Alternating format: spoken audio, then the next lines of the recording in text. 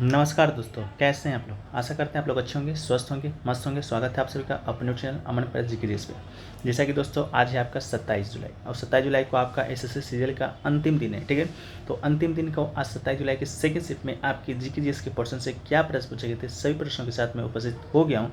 तो आपसे निवेदन है कि जो लोग इस चैनल को सब्सक्राइब अभी तक नहीं किए हैं आप लोग कर दीजिए। चैनल को सब्सक्राइब क्यों कीजिएगा, क्योंकि आपका यूट्यूब ये पहला चैनल है जो कि दोस्तों आपका कोई भी एग्जाम होता है तो सभी शिफ्टों का अंत शुरू से लेकर अंत तक का एनालिसिस जो कि कराता है। जैसा कि आपको मालूम होगा 14 तारीख से ये सिलसिला आपका एसएससी सीजीएल का स्टार्ट हुआ था, जो कि 27 जुलाई को जाके खत्म होगा फोर्थ शिफ्ट पर। ठीक है, तो फोर्थ शिफ्ट तक का आपका जो एनालिसिस आपको देखने को मिलेगा। इसके साथ ही आगे जो भी एग्जाम होंगे, चाहे आपका एसएससी सीएचएसएल का हो या आपका एमटीएस का हो, सभी एग्जामों का एनालिसिस 100% ऑथेंटिक क्वेश्चन के साथ होता है। जैसा कि आपने अगर कुछ दिन से फॉलो किया होगा तो आपको मालूम होगा। ठीक है, तो आप लोग चैनल को सब्सक्राइब कर लीजिए। बाकी इसका पीडीएफ टेलीग्राम पे मिल जाएगा, लिंक डिस्क्रिप्शन पे दिया गया है। ठीक है, तो देखिए आज का जो हमारा पहला जो प्रश्न वो था आपका कि हेरा डोमल मॉडल किस मॉडल पर आधारित था। ठीक है, किस पंचवर्षीय योजना पर आधारित था। ठीक है, तो हेराल्ड जो डोमल मॉडल था वो दोस्तों आपका पहली पंचवर्षीय योजना पर आधारित था। भारत की पहली जो पंचवर्षीय योजना है वो आपका 1951 से 1956 तक चला था, जैसा कि आप लोग को मालूम होगा। ठीक है, इस योजना का जो मुख्य उद्देश्य था पहली पंचवर्षीय योजना का वो आपका कृषि पर विकास करना था। ठीक है, तो इसका राइट आंसर आपका क्या हो जाएगा, पहली पंचवर्षीय योजना। इसके अलावा सेकंड वाला जो पंचवर्षीय योजना है, जैसा कि आपको मालूम होगा, जिसका भी सीएचएसएल का एग्जाम है वो ध्यानपूर्वक सुनिएगा। तो सेकंड जो पंचवर्षीय योजना है वो दोस्तों आपका पीसी महाल नोबिस मॉडल पर आधारित था। ठीक है, किस पर था, पीसी महाल नोबिस मॉडल पर। इसके अलावा जो फिफ्थ पंचवर्षीय योजना है वो दोस्तों आपका डीपी धर मॉडल पर आधारित था। ठीक है, ये सभी जो प्रश्न आपके सीजीएल एग्जाम में बार बार पूछे जा चुके हैं। ठीक है, चलिए दोस्तों हम लोग वीडियो में आगे बढ़ते हैं।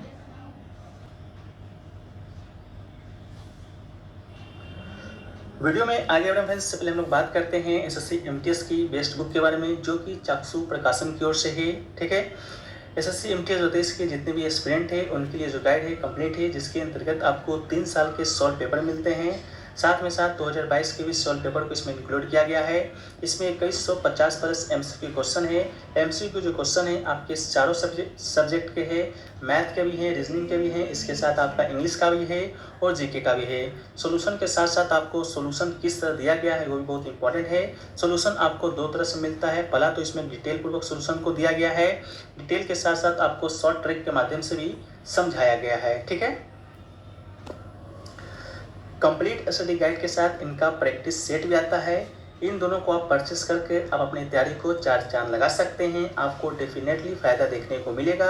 आपको ये बुक नज़दीकी स्टोर पर अवेलेबल हो जाएगी, नहीं तो आपको डिस्क्रिप्शन में लिंक दिया गया है, आप वहाँ से भी जाके परचेस कर सकते हैं। चलिए वीडियो में आगे बढ़ते हैं। देखिए नेक्स्ट जो प्रश्न पूछा गया था कि किस वर्ष देमित्री मेंडलीव ने आवर्त-सारणी दी थी या खोज किया था। ठीक है, तो इसका जो राइट आंसर था आपको 1869 इसका राइट आंसर हो जाएगा।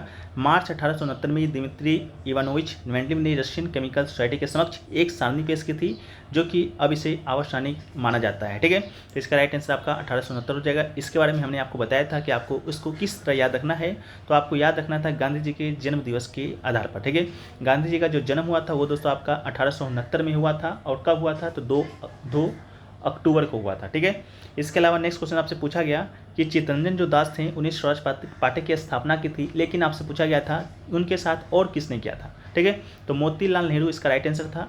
इसके अलावा बात करें चित्तरंजन दास की, तो CR दास इनका शॉर्ट फॉर्म है, और स्वराज पार्टी का गठन किया था इन्होंने कांग्रेस खिलाफत स्वराज पार्टी का। ठीक है, कब किया था तो 1 जनवरी 1923 को किया था, मोतीलाल नेहरू के साथ किया था। ठीक है, इसके अलावा दिसंबर 1922 में कांग्रेस का गया सत्र के बाद स्वराज पार्टी का गठन किया गया था, जिसकी अध्यक्षता CR दास ने की थी।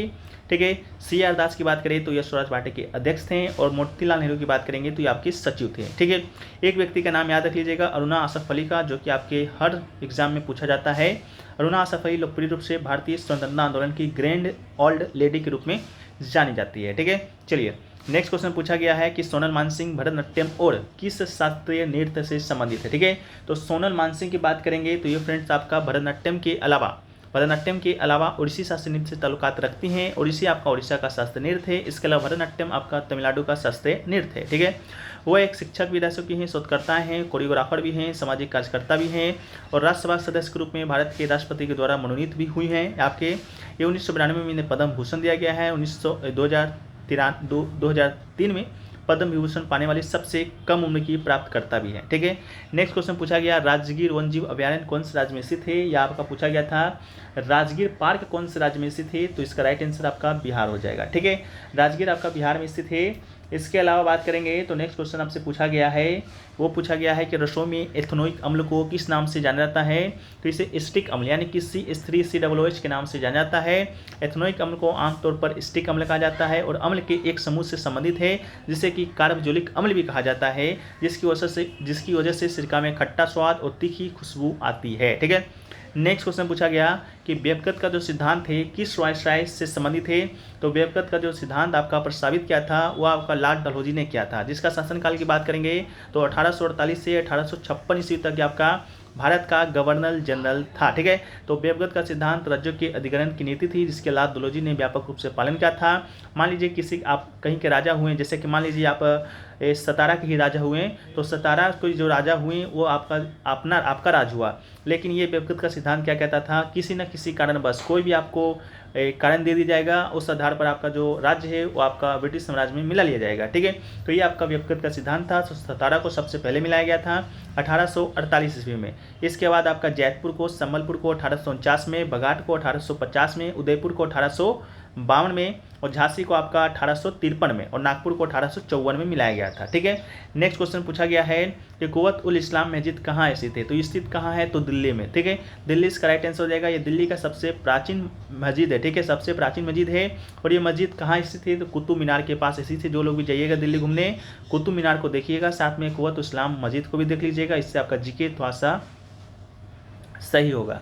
इस मंदिर का जो निर्माण है आपका किसने कराया था, कुतुबुद्दीन ऐबक ने कराया था। बात करें कुतुबुद्दीन ऐबक का, ये कौन था, तो ये आपका गुलाब वंश का प्रथम शासक था। ठीक है, ऐबक ने 1199 में शुरू करवाया था। इस मस्जिद को बनाने में 4 वर्ष का समय भी लगा था, इसको भी याद रखिएगा।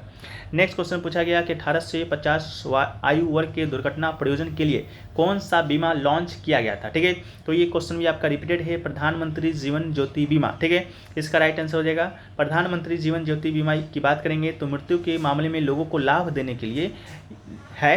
ये बैंक खाता रखने वाले 18 से 50 आयु वर्ग के लोगों के लिए उपलब्ध है। 50 वर्ष की आयु पूरी करने से पहले योजना में शामिल होने वाले प्रीमियम के भुगतान कवरेज के लिए 330 रुपये सालाना प्रीमियम आपको देना होगा और ठीक है, तब ये योजना का आपको लाभ है जो कि मिलेगा।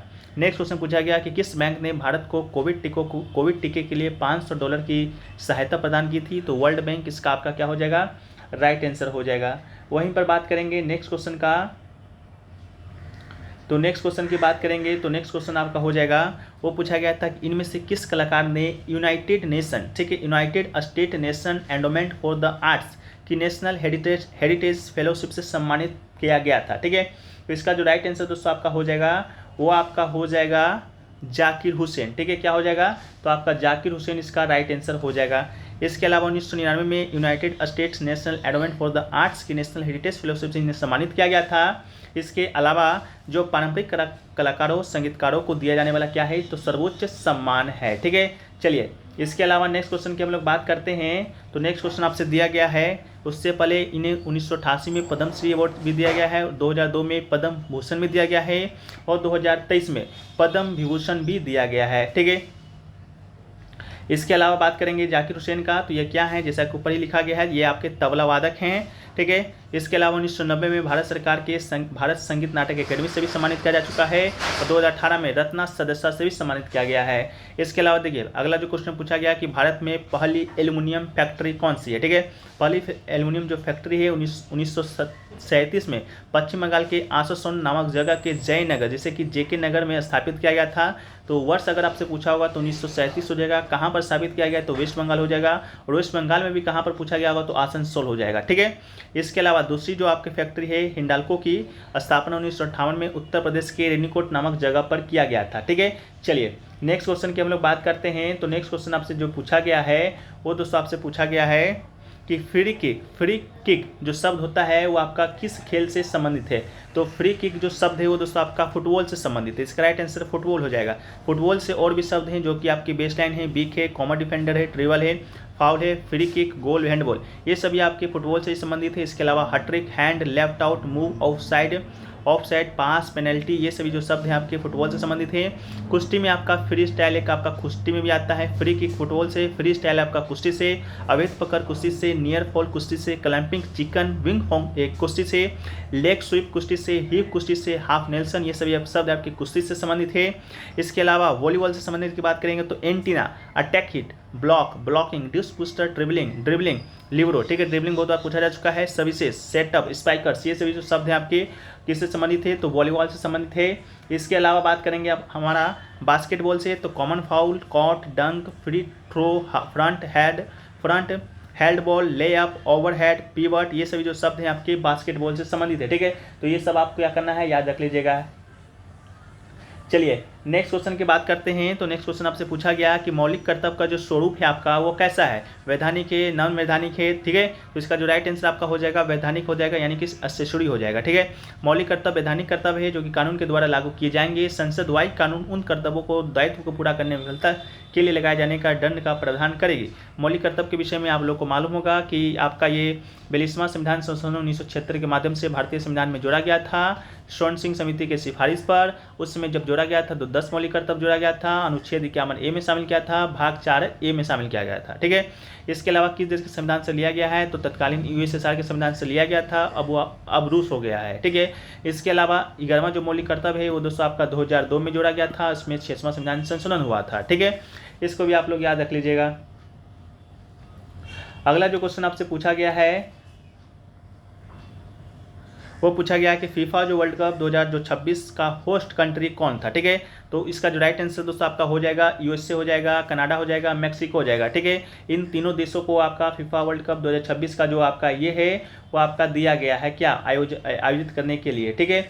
इसके अलावा नेक्स्ट क्वेश्चन आपसे पूछा गया है वो क्वेश्चन पूछा गया है, इससे पहले फीफा वर्ल्ड कप 2022 की बात करेंगे तो दोस्तों आपका कहाँ आयोजित हुआ है तो ये आपका कतर में आयोजित हुआ था। इसके अलावा इसके विजेता की बात करेंगे तो अर्जेंटीना इसके विजेता थे, और इसके उपविजेता की बात करेंगे तो फ्रांस, ठीक है। फ्रांस आपका उपविजेता था, अर्जेंटीना आपका विजेता था, ठीक है। चलिए इसके बाद और भी प्रश्न हैं, जैसे कि हम लोग बात कर लेते हैं। तो एक प्रश्न आपका पूछा गया था कि स्वच्छ भारत अभियान, ठीक है, स्वच्छ भारत जो अभियान है वो दोस्तों किसकी उपज थी या किसकी फर्स्ट टाइम सोच थी। तो स्वच्छ भारत जो अभियान है ये दोस्तों आपका किसका सोच था तो ये आपका महात्मा गांधी जी का सोच था कि जो हमारा भारत है वो दोस्तों आपका स्वच्छ हो। इसी कारण 2 अक्टूबर 2014 को में भी आपका स्वच्छ भारत जो मिशन है आपका क्या किया गया था, शुरू किया गया था। एक क्वेश्चन पूछा गया था एंशिएंट पीरियड से संबंधित कि मेटल रिप्लेस किसको किया था, तो इसका राइट आंसर आपका स्टोन हो जाएगा, ठीक है। क्या हो जाएगा दोस्तों आपका, तो स्टोन हो जाएगा। इसके अलावा बात करेंगे और क्या जो प्रश्न आपसे पूछे गए हैं उसको एक बार हम लोग देख लेते हैं। एक क्वेश्चन देखिए दोस्तों पूछा गया था आपका हिमाचल प्रदेश का हाई कोर्ट से संबंधित कोई क्वेश्चन पूछा गया था, वो क्वेश्चन नहीं मिल पाया है। एक क्वेश्चन आपका पूछा गया था NBFC बैंक से संबंधित, ठीक है। तो इसके बारे में भी आपका जो प्रश्न नहीं मिल पाया है, तो इन दोनों का जो प्रश्न है आप लोग कमेंट सेक्शन में बता दीजिएगा, ठीक है। बाकी हम लोग और भी जो प्रश्न होंगे उसको हम लोग PDF में शामिल कर देंगे। PDF टेलीग्राम पे मिल जाएगा, लिंक डिस्क्रिप्शन में दिया गया है, तो आप लोग जाकर वहाँ से ज्वाइन हो जाइएगा। बाकी सेकंड शिफ्ट की बात करेंगे तो आपका जो क्वांट का जो पोर्शन था नॉर्मल आया था। रीजनिंग का बात करेंगे तो थोड़ा सा टाइम टेकन आपका रीजनिंग का पोर्शन था। इसके अलावा बात करेंगे आपका इंग्लिश का तो कन्फ्यूजिंग आया था, क्लोज टेस्ट भी आपका कन्फ्यूजिंग था, और GK GS का पोर्शन की बात करेंगे तो ये दोस्तों आपका ईजी आया था। क्यों आया था तो आप लोग देख लिए हैं कि आपका क्यों आया था, ये ईजी आया था, ठीक है। फर्स्ट में भी आपका ईजी देखने को मिला है, इसके अलावा सेकंड में भी आपका ईजी देखने को मिला है। बाकी हम लोग थर्ड में देखेंगे किस प्रकार के जो प्रश्न हैं आपको देखे जाएंगे। बाकी आप लोग बताइएगा। चैनल पे अगर आप लोग नए हैं चैनल को सब्सक्राइब कर दीजिएगा, नोटिफिकेशन बेल कॉल पे भी क्लिक कर दीजिएगा। तो चलिए हम लोग मिलते हैं नेक्स्ट वीडियो में, जब तक के लिए जय हिंद, जय भारत, वंदे मातरम।